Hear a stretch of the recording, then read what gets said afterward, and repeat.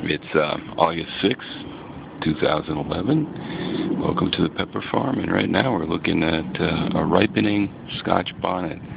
I planted these seedlings back in January of this year, and this is the result right here. Some beautiful Scotch bonnets growing nicely. This one maturing quite nicely, getting a nice yellow orangey color. And just looking back on my pepper garden here, my rooftop pepper garden. Just looking out into Inwood. That's the famous Cloisters Tower. It was built by the Rockefellers back in the 1920s. And this is a pepper tree right here. It has different levels of peppers on it. There's 2 levels on this one. There's 3 levels on another one I have.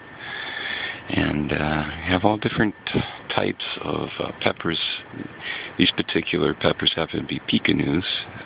In Thai language, I think it means rat turd because of the shape and the color of the actual pepper. If you can see it, it's very, very tiny and small, but as they mature, they get red in color and very hot.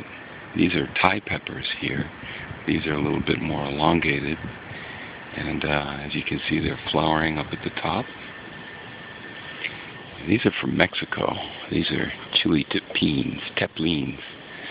They're bird peppers. They're small, very small, round peppers. They're flowering here at the top. You can see. And they're very prolific. There'll be thousands of them in another few weeks or so. And I use them in soups and recipes in the Southwest, and they're very, very popular there. They grow wild. They're very bush-like. And they don't really do as well in grow bags as they would in a huge container. I've had them in a big clay container, and they do much better there. The root system seems to appreciate it a little more. These are some other Scotch bonnets I planted a few weeks ago. They're doing very well. They're just starting to flower. You can see some of the buds going on in there. We have pumpkin habaneros down on this level. And these are very, very prolific. They're doing quite well. Here's a red one right here.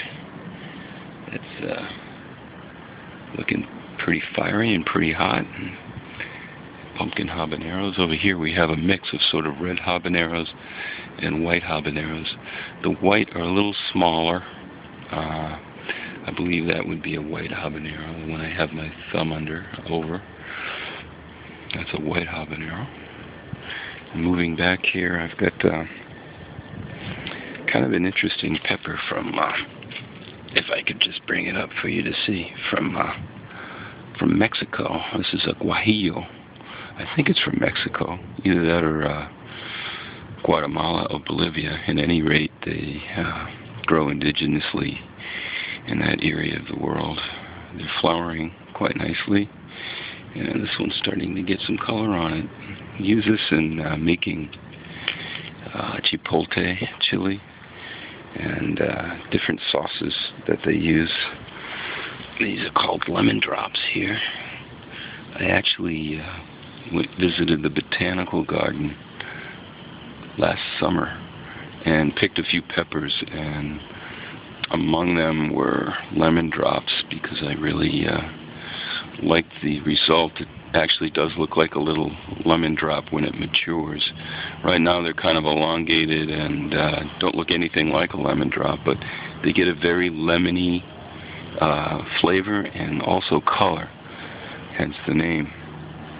And we've got different peppers at different stages, basically. I've sort of staggered the harvest this summer, so I'd be able to stretch out the season a little better. Later, after some of these peppers mature and are picked, I'll put in some fall vegetables to go into those containers. These are wild Brazilian peppers. They're bird pepper family. And you were just getting little flowers on these now. I have some others downstairs that are doing a little better because I planted them earlier. These are doing quite well. And they look like they'll be flowering and having some fruit any time now. Alright, so that's this part of the roof.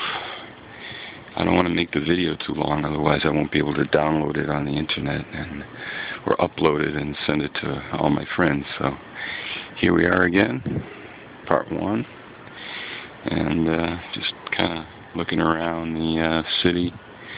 Is Washington Heights over in the background there.